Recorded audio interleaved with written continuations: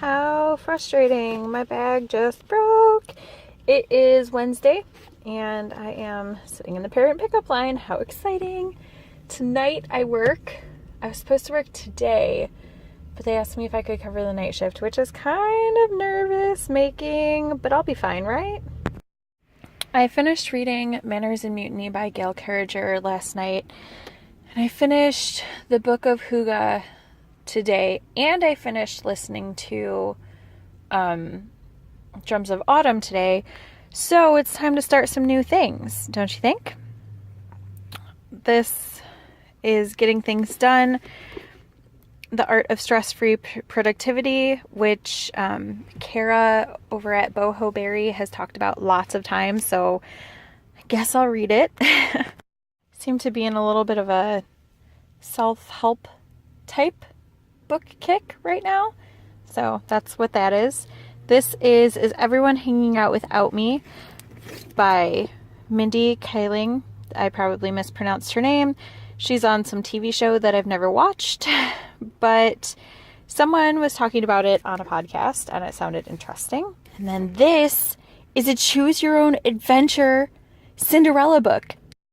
Cinderella is my absolute favorite, second favorite fairy tale. Beauty and the Beast is my absolute favorite, but there's a lot more Cinderella retellings than Beauty and the Beast. I'm going to read this, and it's a choose your own adventure, which means I'm going to be choosing to make 23 different endings, obviously. And this actually started last night. It is Ikigami, the ultimate limit. The concept is that when everybody is 6 years old and getting their immunizations for kindergarten, about 1 in 1,000 people is injected with a capsule that is detonated when they're age 18 to 24. Nobody knows that they're injected until these people who work in an office are given their information, and then these people deliver that little information timestamp thing to the person 24 hours before they die. So they have a 24-hour knowledge that they're going to die from this capsule exploding an artery in their heart. So, yeah, that's kind of extreme. And I've read about the first half of it, because it's a manga and it goes really, really fast. It's really interesting. I will probably read the second one. I don't know if I'll read further than that. I just finished reading this manga. It's Princess Ai, Destitution. It's volume 1. I don't remember why I picked this up. I think that I was looking for a different book and this came up in recommended. I didn't love it. I have the second one out from the library, so I'm going to read it. But I don't know if I'm going to read past the second one because, like I said, I didn't love it. But while I'm sitting here for the next while, I'm going to be reading the Is Everyone Hanging Out Without Me book and working on my mitered square, chunky mitered square. So this one is going to be charcoal, the square charcoal, and Lake Tahoe blue. So it is Saturday the 11th of March, and I just had one of those things that I hate happen to me. So I'm at the grocery store, and when I'm in the grocery store, I'm on a mission. Like, I don't go shop. I hate shopping. I don't go shopping for fun. I don't go just to look around, just to blow off steam. Like, if I go in, I have a list. I want to get the things on my list. I want to leave. I'm walking, and I'm stuck behind this lady who is going very slowly, and finally she turns, and I'm like, hey, going. I'm going to do my mission. And I'm walking, and this guy says, hey, Heather, and I turn, and I'm like, what's up? And he looks familiar. I probably know him from somewhere. So if you're watching my podcast, please remind me who you are and why I should know you. I'm not trying to be rude, and I wasn't trying to be rude in the store, but when I get put on the spot, I tend to react very snappy. very defensive all the time. And not all the time, but I'm very defensive when I feel like I'm being put on the spot. So I was probably really short. So can we just all agree that if you're not a person who I talk to on a very regular basis, if you say hi to me and I say hi back and I look like a deer trapped in headlights a little bit, or I look really bitchy, can you just assume that that's my deer trapped in headlights look? Because it is. And can you just tell me what your name is? I think realistically it's probably someone I knew from high school, but that was a decade ago. And I am not one of those people who follows people on Facebook religiously or goes through the yearbook and looks at pages and stuff. So now I feel like a super horrible jerk because I don't remember who this guy is or what his name is. Is that horrible? But like, I mean, maybe I know him from somewhere other than high school, but I feel like there's a little tickle in the back of my brain that I went to school with him. This is the problem of growing up in a fairly small place because my neighborhood is pretty small. Like, my graduating class was less than 200 kids. So like, it's fairly small. And in high school, I knew all of my classmates' names, all of them. But then I moved away for 6 years, and since that information wasn't pertinent to my life, I forgot pretty much everybody's names. Now I feel like a super big jerk. Like, I'd need to go pull out my old yearbooks and start studying people's names because there is this girl. I mean, she's like my age, so she's not like a girl. It's not like a little girl, but there's a girl at whose daughter goes to my kids' school, and her daughter is actually in my son's class, and I don't remember her name. I'm pretty sure she was my sister's friend, but my sister doesn't remember her name. So can we all agree that if I haven't talked to you in a very recent past, that you'll just be like, oh, if you're gonna be like, hi Heather, you'd be like, I'm blah blah blah from blah blah blah. And I'll be like, oh yes, of course. And then I will remember you. I feel such like social anxiety anyway, and then I feel like social guilt for not remembering these things. A lot of what I've been doing recently has been reading. So I finished a book by Mindy Kaling called Is Everyone Hanging Out Without Me and Other Concerns. I am currently reading a book by Anna Kendrick called Scrappy Little Nobody. And I'm reading this book, Getting Things Done, The Art of Stress-Free Productivity by David Allen. It says a lot about how we think planning and implementing things should go, and what might be better alternatives for that. It's just really about structuring how you do things better. And some things I agree with and some things I'm not sure on, but I'm not very far in it. I'm less than a third of the way done. It's just not good because it's due back at the library in a couple days. I will get as far as I can and then put it back on hold. The idea is really interesting.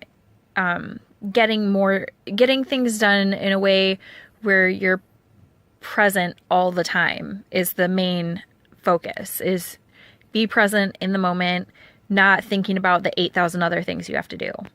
I have also been reading a ton of books with my kids. March is National Reading Month, and the school has a program where we're always supposed to read with them, but this month they have reading logs, and they have the two in the lowest grades are supposed to read 15 minutes a day. The two middle kids are supposed to read 20 a day, and the oldest is supposed to read 25 minutes a day. Well, the youngest 4, I can't trust to go and read on their own. I know this because the first 3 days I did it with them, and I would have each one come sit with me separately and read to me, and then I had to work late one day And so my sister was in charge of the reading, and she was like, okay, just go read your thing, come, and then we'll write it down. Well, the next morning I was like, okay, so what'd you read? And I looked through the pages that they wrote down, and I quickly skimmed the pages, and I was like, so what happened? And my niece was like, I don't remember anything that I read last night. And I was like, okay, well, she told me things that had happened when we had been reading the night before, but then didn't remember from what she was supposed to have read. So I'm pretty sure she didn't read. But what I've been reading with kids is Mara read a book called Momosaurus, which is, oh my gosh, so cute. It's a picture type book that follows a baby dinosaur. It's basically like Are You My Mother, but with dinosaurs. And I love the book Are You My Mother. I read that so many times when I was little. It's totally my favorite. Like, other people are all, ooh, Dr. Seuss. No. Are You My Mother? That is where it was for me. But Momosaurus is also really super cute.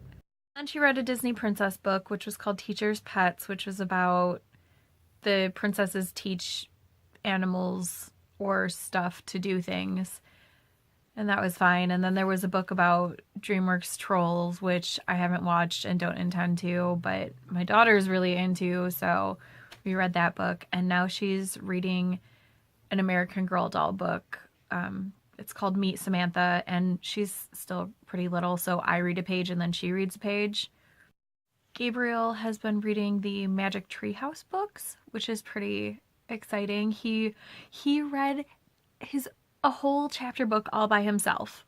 So on Monday, or maybe tomorrow, after I pick him up from being with his dad, we are going to go and pick him up a fish, because that was the agreement from kindergarten.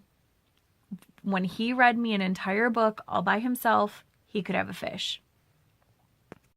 Like an entire chapter book. So he read the entire Magic Treehouse book 1, which is Dinosaurs Before Dark, and now we're gonna get a fish. And he is like halfway through the second book in the series, and we should be able to read the first 4 books in the series this month, because he reads 2 chapters a night, like 5 nights a week, and they're only 10 chapters a piece. And my niece is reading Charlotte's Web, which is actually really enjoyable because I've never read the book. I've seen the animated movie probably 100 times. It was one of the ones that we had on VHS, so we watched it a lot when we were little, but I've never read the book. So it's kind of cool because I wouldn't pick up the book and read it now. I'm just not that interested, but I do enjoy hearing it read to me. And I am listening to an audiobook in my vehicle. It is Girl with a Dragon Tattoo, which is written by, I want to say, Stieg Larsson. That might be wrong, but I'm pretty sure that's correct. I did finish listening to Armada by Ernest Cline. I can't remember if I told you about that or not, but I did really, really enjoy it. It did feel a little bit like Ender's Game, but not in a bad way. Ender's Game is by Orson Scott Card. Almost forgot. The whole reason that rant about going to the store even happened is because I needed some groceries, but I was going to put it off. But then I went to draw, I'm making this mandala, this mood mandala, which I got the idea from Carrie at Boho Berry, but she got the idea from someone else. And it's really cool. Every day you fill in one of these circles with a color that goes along with your mood, and then you draw designs over it. Unfortunately, I have been using my Sharpie art pens for that, which have been working great, but I went to my package. As you can see, there is one missing because Mara loves drawing in my grown-up markers, but she took one in the car and then lost it. And then I went to draw, and look at this. There's no tip on this one. So I went to the store and I was like, oh, I'll just get a new pack, maybe like the 8 count. And and fill in the broken spots here and give Mara the rest of the 8 count. But I couldn't find one in a case. I could find the pens, but not like that. So I found this pack, and look at how cute. They're special edition ones with a penguin, and that's the only one I really care about. But there is this blue to replace the blue that I'm missing, and the black to replace the broken black.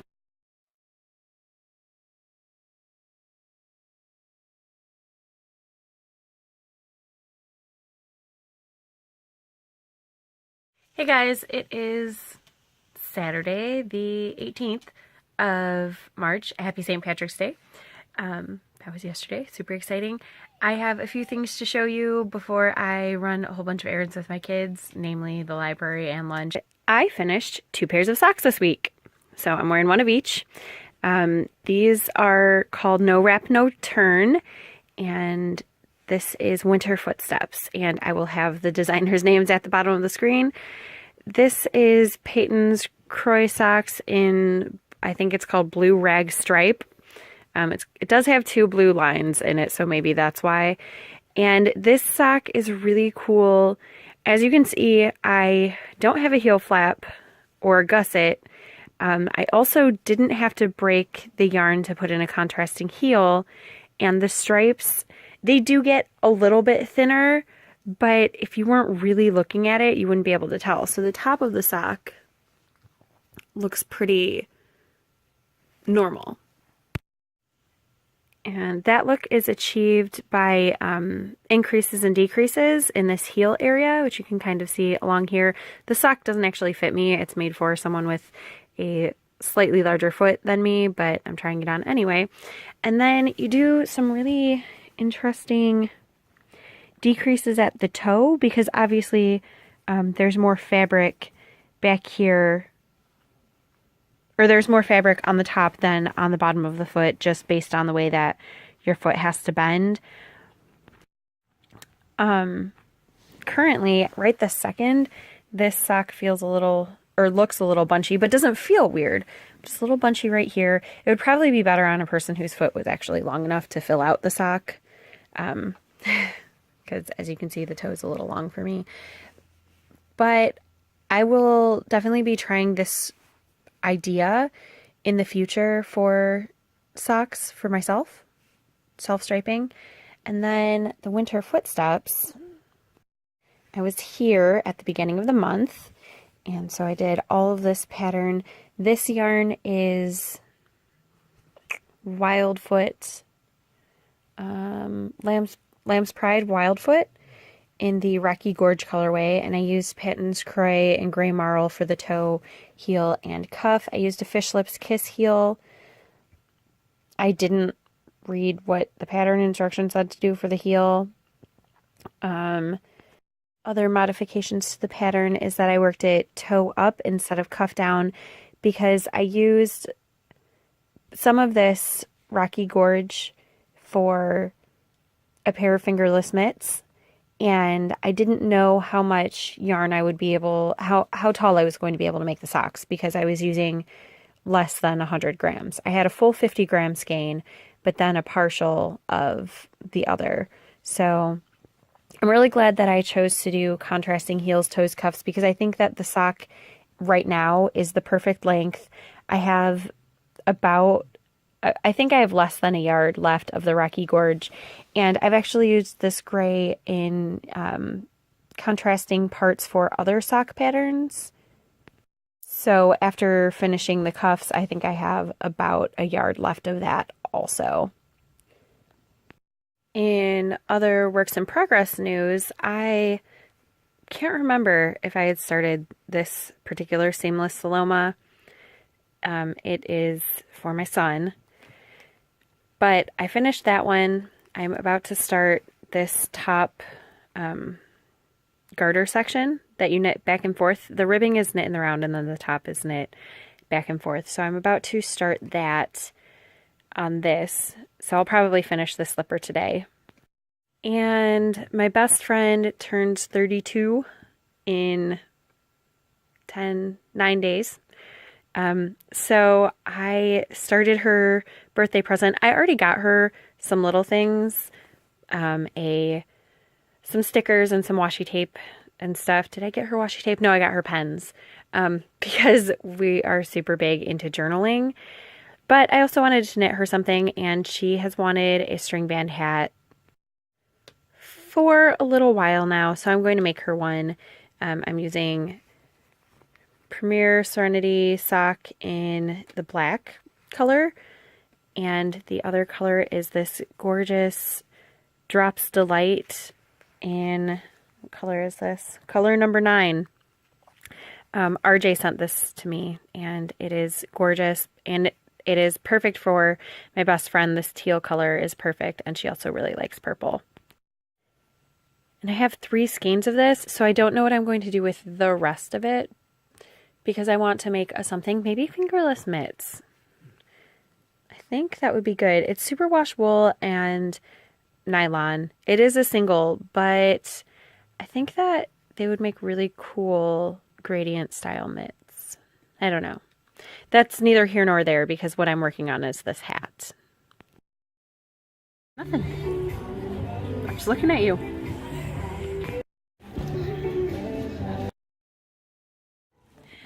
Best friends.